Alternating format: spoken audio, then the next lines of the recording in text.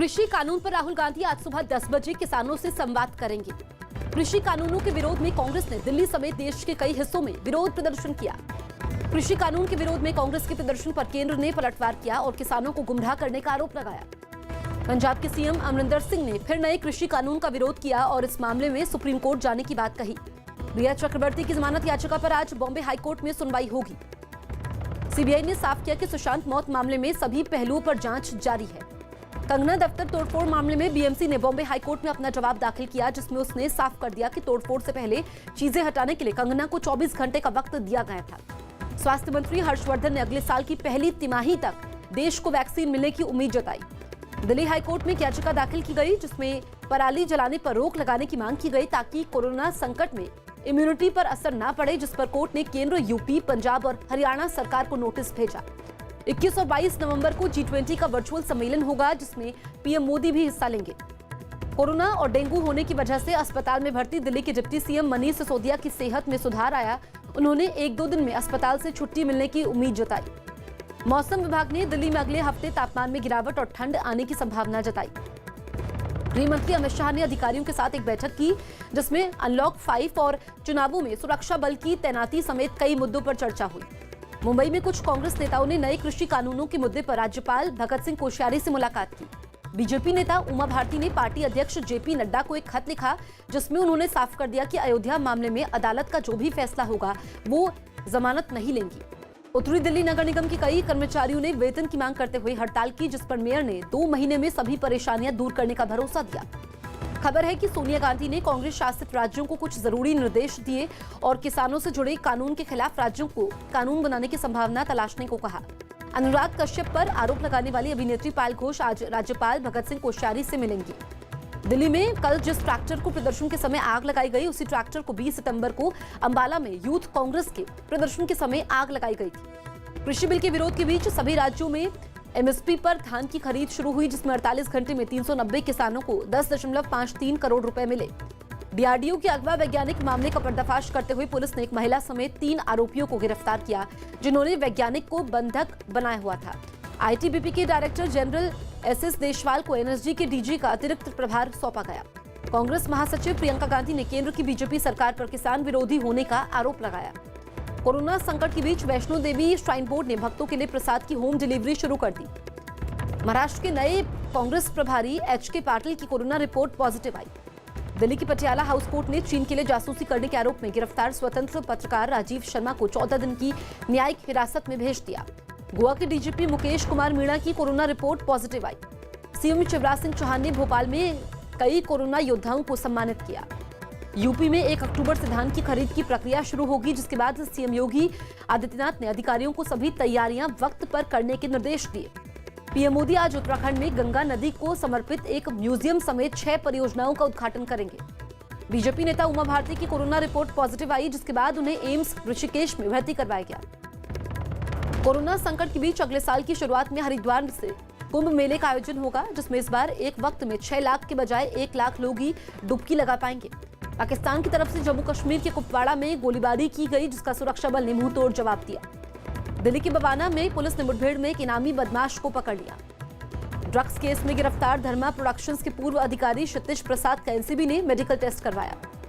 पटना में RLSP party के प्रदेश अध्यक्ष भूदेव चौधरी आरजेडी में शामिल हो गए। महाराष्ट्र सरकार ने राज्य में रेस्टोरेंट खोलने के लिए दिशा निर्देश बनाए, जिन पर जल्द फैसला लिया जा सकता है। दिल्ली के सीएम अरविंद केजरीवाल ने अलग अलग इलाकों की रेजिडेंट वेलफेयर एसोसिएशन से डेंगू के खिलाफ लोगों को जागरूक करने की अपील की। सीएम योगी आदित्यनाथ ने उन्नाव में 100 बिस्तर वाले एक अस्पताल समेत 51 योजनाओं का लोकार्पण किया, जबकि 17 योजनाओं का शिलान्यास किया गया। दिल्ली में एक आदमी ने भलसवा डेयरी थाने के पूर्व एसएचओ पर उनके एक प्लॉट पर कब्जा करने का आरोप लगाया, जिसके बाद पीएमओ ने इस मामले में केस दर्ज करने का आदेश दिया। इंदौर में प्रशासन ने धार्मिक जगहों को खोलने की मंजूरी दे दी। यूपी के भदोई में पुलिस ने एक गाड़ी से 190 किलो से ज्यादा का गांजा जब्त कर लिया। मध्य प्रदेश में पत्नी के साथ मारपीट के आरोप में पुरुषोत्तम शर्मा को विशेष डीजी के पद से हटा दिया गया। जितिन राम मांझी ने साफ कर दिया कि सीट बंटवारे में एक सीट नहीं मिलने पर भी वो एनडीए का हिस्सा रहेंगे। जम्मू कश्मीर के अवंतीपुरा में सुरक्षा बल ने मुठभेड़ में 2 आतंकवादियों को मार गिराया। पीएम मोदी ने डेनमार्क की पीएम के साथ वर्चुअल समिट में हिस्सा लिया, जिसमें कोरोना खतरे समेत कई मुद्दों पर बातचीत हुई। राजस्थान में कोरोना संकट के बीच पंचायत चुनाव के पहले चरण के लिए मतदान हुआ। उत्तराखंड के ऋषिकेश में करीब 7 महीने बाद राफ्टिंग शुरू हो गई। झारखंड के शिक्षा मंत्री जगन्नाथ महतो की कोरोना रिपोर्ट पॉजिटिव आई, जिसके बाद उन्हें रांची में अस्पताल में भर्ती करवाया गया। उत्तराखंड में आज से दूसरे राज्यों के लिए सरकारी बस सेवा की शुरुआत होगी। झारखंड कांग्रेस के पूर्व अध्यक्ष अजय कुमार आम आदमी पार्टी छोड़कर फिर से कांग्रेस में शामिल हो गए। उत्तराखंड में नेता विपक्ष इंदिरा हृदयेश को कोरोना से ठीक होने के बाद अस्पताल से छुट्टी मिल गई। कुछ कलाकारों पर ड्रग्स का आरोप लगाने वाले मनजिंदर सिंह सिरसा ने जान से मारने की धमकी मिलने का दावा किया। पुलिस में दी शिकायत में उन्होंने पाकिस्तानी नंबर से धमकी मिलने की बात कही। झारखंड सरकार ने कोरोना जांच के लिए रैपिड एंटीजन टेस्ट की कीमत 550 रुपए तय कर दी। नोएडा में पुलिस ने नाबालिग से छेड़छाड़ के मामले में 2 आरोपियों को गिरफ्तार कर लिया। कोरोना खतरे से निपटने के लिए केरल के सीएम पिनराई विजयन ने आज सभी दलों की एक बैठक बुलाई। पश्चिम बंगाल के बीरभूम में पुलिस ने कुछ हथियारों के साथ 4 बांग्लादेशी नागरिकों समेत 6 को पकड़ा। गुजरात के सुरेंद्रनगर में कोरोना की चपेट में आए 4 कैदी अस्पताल से भाग गए। करीब 6 महीने बाद तेलंगाना से महाराष्ट्र और कर्नाटक के लिए सरकारी बस सेवा शुरू हो गई। मौसम विभाग ने तमिलनाडु में अगले 2 दिनों में कई जगह बारिश का अलर्ट जारी कर दिया। अहमदाबाद नगर निगम ने कोरोना खतरे की वजह से रात 10 बजे दुकानें बंद करने का आदेश दिया।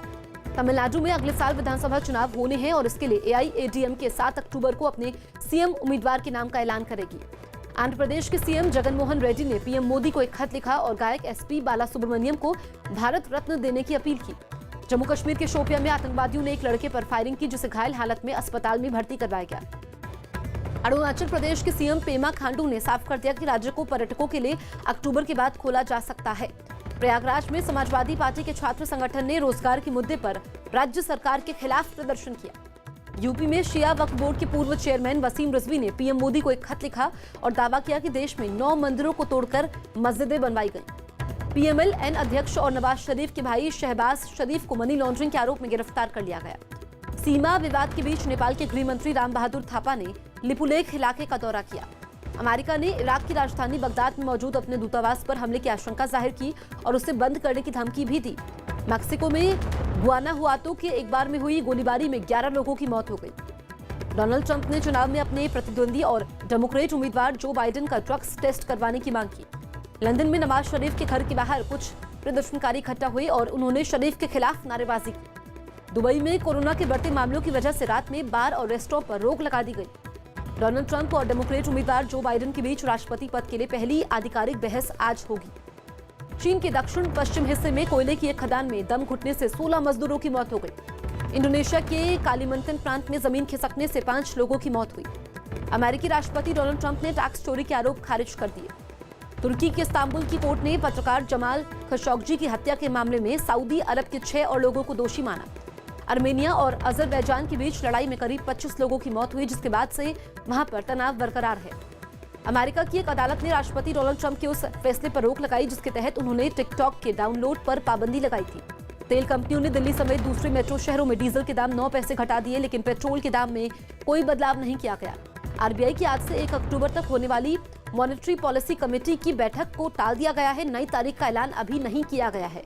ई चालान को लेकर केंद्र सरकार ने नियम बदल दिए हैं, जिसके तहत अब सड़क पर रोककर डॉक्यूमेंट्स चेक नहीं किए जाएंगे। आईसीआरए ने देश के जीडीपी अनुमानों को घटाया। अब 2020-21 के समय भारतीय अर्थव्यवस्था में 11% की गिरावट का दावा किया गया। रॉयल चैलेंजर्स बेंगलोर ने मुंबई इंडियंस को हराया। सुपर ओवर में आखिरी बॉल पर चौके से जीती विराट की टीम। दिल्ली कैपिटल्स के गेंदबाज अमित मिश्रा के मुताबिक उन्होंने आईपीएल में जैसी सफलता हासिल की, उसी तरह से भारतीय टीम के साथ उनका करियर परवान नहीं चढ़ पाया। अगले साल होने वाले टोक्यो ओलंपिक्स के लिए मशाल यात्रा 25 मार्च से शुरू होगी। फ्रेंच ओपन की पहले दौर में स्टेन वावरिंका ने एंडी मरे को हरा दिया। कोरोना के खतरे की वजह से अक्टूबर में होने वाला बांग्लादेश का श्रीलंका का दौरा टाल दिया गया। जर्मनी के टेनिस खिलाड़ी अलेक्जेंडर ज़्वेरेव भी फ्रेंच ओपन के दूसरे दौर में पहुंच गए। ऑस्ट्रिया के टेनिस खिलाड़ी डोमिनिक थीम ने क्रोएशिया के मरीन चिलिच को हराकर फ्रेंच ओपन के दूसरे दौर में जगह बनाई। सौरव गांगुली ने साफ कर दिया कि बीसीसीआई ने कोरोना संकट के बावजूद इंग्लैंड के भारत दौरे की तैयारी शुरू कर दी। टीएमसी सांसद और अभिनेत्री नुसरत जहां अपनी फिल्म स्वास्थ्यिक संकेत की शूटिंग के लिए लंदन रवाना हो गई। पाकिस्तान की खैबर पख्तूनख्वा सरकार दिलीप कुमार और राज कपूर का पुश्तैनी घर खरीदेगी। मशहूर गीत इतनी शक्ति हमें देना दाता लिखने वाले गीतकार अभिलाष का मुंबई में कैंसर से निधन हुआ। यामी गौतम और विक्रांत मैसी की फिल्म गिनी वेट्स सनी का नया गाना जारी किया गया। सुशांत सिंह राजपूत पर बन रही फिल्म में शक्ति कपूर एनसीबी अधिकारी का रोल निभाएंगे।